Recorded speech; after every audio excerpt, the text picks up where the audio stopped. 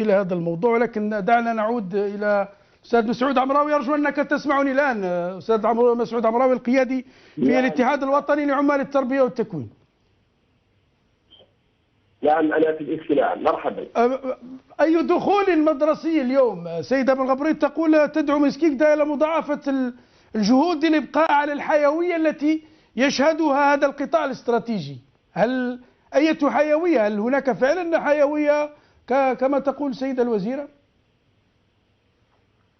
وفي حقيقة الأمر أن الدخول المدرسي لهذه السنة مر كسابقيه دون شيء يذكر، يعني أي جديد يذكر، خاصة وأن سمة الاكتظاظ هي السمة التي يعرفها هذا الدخول، خاصة بالنسبة لأقسام السنة الثالثة الثانوي، بعد أن رخصت السيدة الوزيرة لمواليد 96 900 وألف بإعادة السنة. وحقيقة الأمر أن هذه المبادرة نثمنها، لأن الذين يدرسون هم أبناء الشعب الجزائري، غير أننا نلاحظ أن هناك نقص في الهياكل، وما زال إلى حد الآن لم تستلم كثيرا من المؤسسات التربوية، ناهيك عن النقص في التأطير الإداري.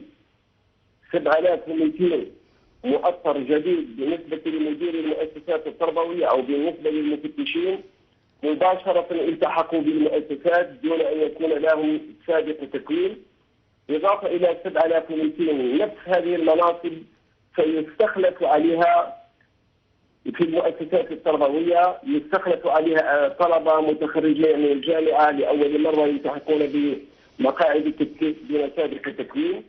ولذلك نعتقد أن مثل هذا لا يمكن أبدا أن ينهض أو يقوم بنهضة للمنظومة التربوية. إضافة إلى أن المشكل الحقيقي الذي يكمن كذلك نجد أن هناك نقص في التنبؤ، أو أن نجد أن المخططات التي تقدمها بعض مديريات التربية ليست صحيحة، بالرغم من مسابقات التوظيف التي جرت قبل الدخول المدرسي واستبشرنا خيرا، واعتقدنا بأن هذا العام سيكون عاما دراسيا هادئا ومستقرا، بحيث أن كل الطاقم الإداري والتربوي يكون بالعدد الكافي. إلا أن المؤسس رغم هذه المسابقة فلا زالت حجرات التدريس خاوية، وأن التلاميذ لا يجدون أساتذة يدرسون إلا بعد أسبوع أو أسبوعين. ناهيك على مشكل آخر أيضا يصادفنا دائما في كل دخول مدرسي، وهو مشكل الوتائر المدرسية بالنسبة لولايات الجنوب. الكل يعلم بأنه في الجنوب الآن لا يمكن للتلميذ أن يدرس صباحا ومساء، رغم اقتراحنا بأن بضرورة أن التلاميذ ينبغي أن يدرسوا الفترة الصباحية فقط ابتداء من الساعة 7 صباحا إلى منتصف النهار، غير أن الوسائل المدرسية ما زالت على حالها، فالتلميذ يدرس في الصباح وفي المساء رغم أنه يجب أن يدرس، إلا أنه لا يأتي للمؤسسة التربوية. هذه هي السمة الأساسية التي يعاني منها الدخول المدرسي خلال هذه السنة الدراسية. طيب، ولكن الوزيرة تتحدث عنه هذا القطاع الاستراتيجي، كيف يعني أنت تقول بأنه ليس بهذه الاستراتيجية، نقص هياكل وغياب تكوين وغيرها؟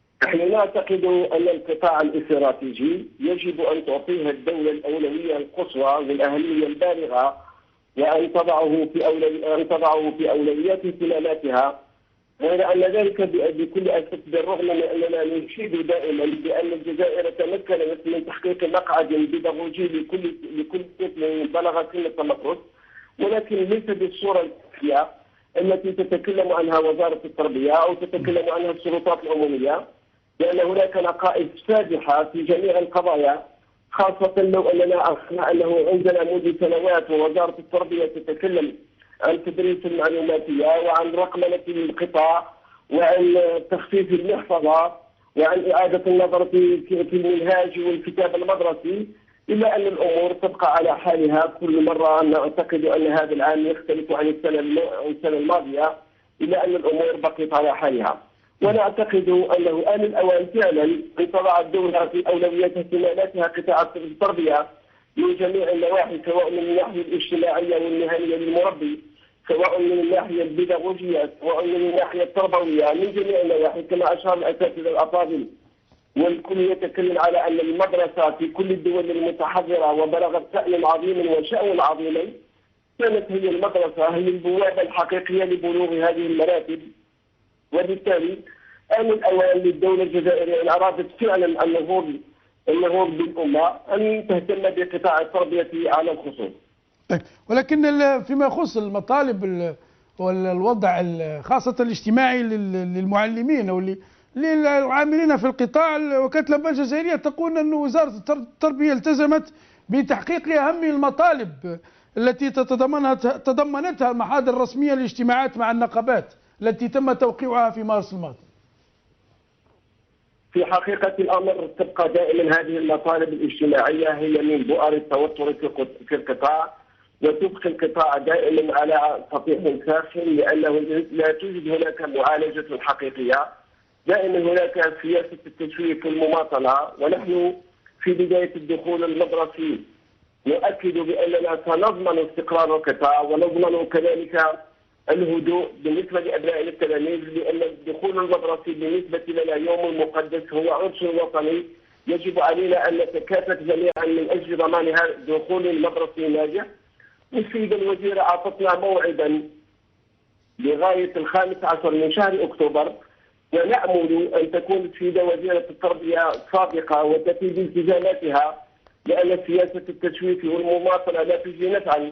هناك مشاكل عويصة يتخبط فيها موظفي أعمال قطاع التربية، ونخص بذكر أن الجميع ينتظر تفعيل اللجنة المشتركة لمعالجة اختلالات القانون الأساسي، لأن هذا القانون الأساسي في الحقيقة أحدث فتنة غير مسبوقة في قطاع التربية وظلم فئات كثيرة ومتعددة، وبالتالي آن الأوان لمعالجته، ناهيك عن تسديد الأثر المالي الرجعي لعمليات الإدماج للزملاء الأساتذة الذين تلقوا تكوين قبل 3 أشهر.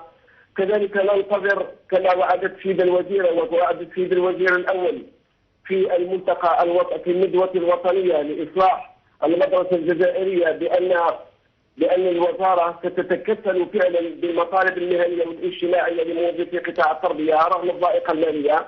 نأمل أن تكون هناك وأن يكون هناك وفاء بهذه الالتزامات، ولكن نحن نؤكد في حالتنا إذا لم يكن هناك وفاء بهذا الالتزام ووصلنا إلى 15 من شهر أكتوبر ولم نجد الآذان الصاغية وتحقيق المطالب فعلا ومجسدة على أرضية الميدان، هنا سنكون مضطرين أن لا تكون سنة دراسية هادئة طيب هذا عن الحقوق، ماذا عن الواجبات؟ وهناك الأسئلة المطروحة كذلك عن المدرسين في الجزائر والدروس الخصوصية وغيرها، أليس كذلك؟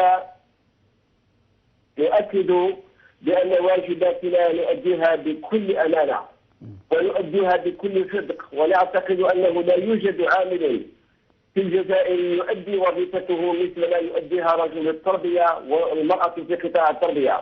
الموظف الوحيد الذي لا يمكنه أن يتغير عن التلاميذ، الموظف الوحيد الذي يجب أن يضبط ساعته في الموعد ليستقبل أبنائه التلاميذ في الأقسام، وبالرغم من ذلك فإن الظروف الاجتماعية والمهنية ولكن ليس مساعدة وغير محفزة. ولكن ليس هناك من يضبط كذلك ساعاته بعد الدروس الخصوصية ويجبر حتى التلاميذ على الالتحاق بما أصبح الآن بزنس كبير، بزنس الدروس الخصوصية التي يفرضها الكثير من المدرسين في الجزائر في كل الأطوار. في الحقيقة هذه مغالطة كبيرة، فالمدرس في الولي الآن يختلف عن الولي السابق. الولي الآن يريد أن يكون ابنه من المتفوقين الأوائل، يريد أن ينال الشعبة التي يريدها ابنه، فليس العيب في هذه الدروس الخصوصية، العيب في أن وزارة التربية لم تتدخل وتركت الأمور على عوانيها، مما جعل الأساتذة لا يجدون أماكن لائقة فيدرسون في المستودعات. وكان من المفروض على وزارة التربية أن تفتح لهم المؤسسات التربوية، وأن يكون هناك عقد اتفاق بين الأستاذ وبين المؤسسة التربوية، عقد نجاعة. هذا العقد بحيث أن المؤسسة تفتح أيام العطل وأوقات في أوقات خارج أوقات العمل، بحيث أن المؤسسة تستفيد والتلميذ يستفيد والأستاذ يستفيد. في الدروس الخصوصية نحن في الاتحاد الوطني لعمال التربية والتكوين قدمنا مشروعا لوزارة التربية.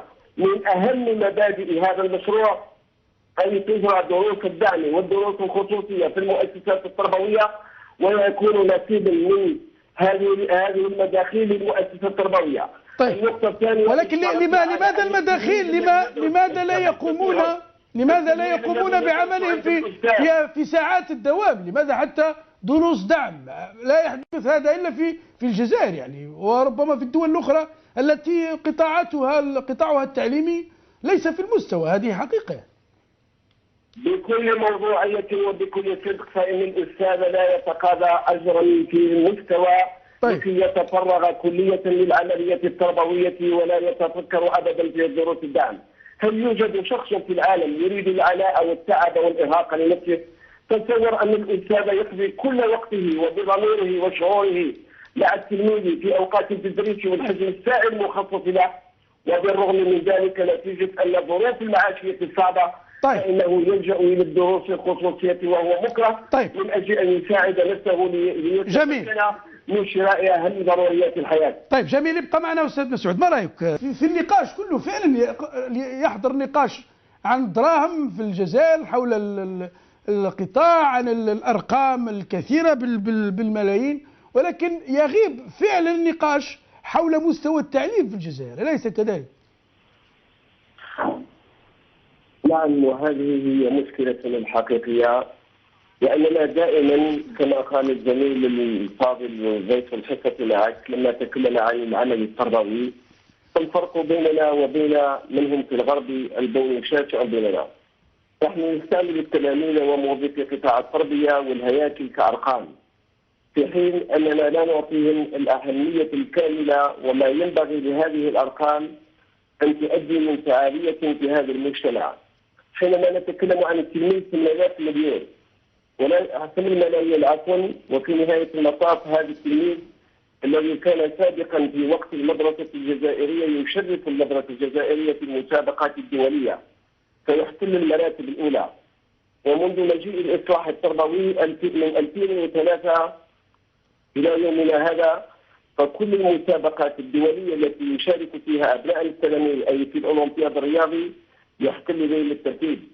ولذلك حري بنا خاصة أولياء التلاميذ الذين هم بعيدين كل البعد عن أبنائهم، بعيدين عن كل البعد عما يلاقيه أبنائهم في المدارس وفي المؤسسات التربوية، رغم أننا كنقابات وكمربين دوما نتكلم عن الكتاب المدرسي، نتكلم عن البرنامج المنهاج، ولكن لا أحد يستمع وكأن الأمر لا يعنيهم بتاتا.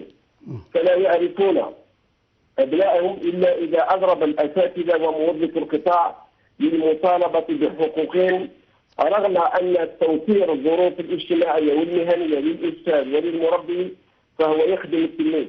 ولكن هؤلاء الأولياء نجدهم فقط يتنافسون في من ترضى عنه وزارة التربية ليكون شريكا اجتماعيا معها، باستثناء السلة القليلة جدا من المنظمات جمعيات أولياء شكرا جزيلا التي تكون في المجتمع. شكرا جزيلا لك سيد مسعود عمراوي، القيادي في الاتحاد الوطني لعمال التربية والتكوين، كنت معنا عبر الهاتف من الجزائر. ومن الجزائر ينضم